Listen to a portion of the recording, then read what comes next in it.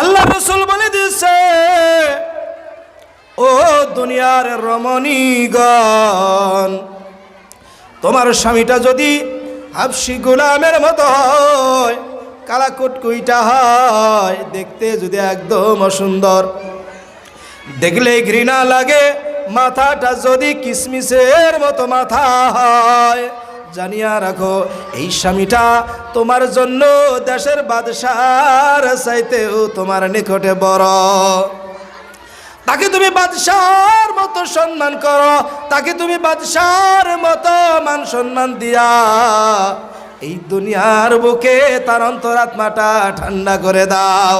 তার কারণটা হইল একজন স্বামীর পায়ের নিচে একটা রমণীর বেহেশত। পুরুষ মানুষের জন্য মায়ের পায়ের নিচে বেহেশত, কিন্তু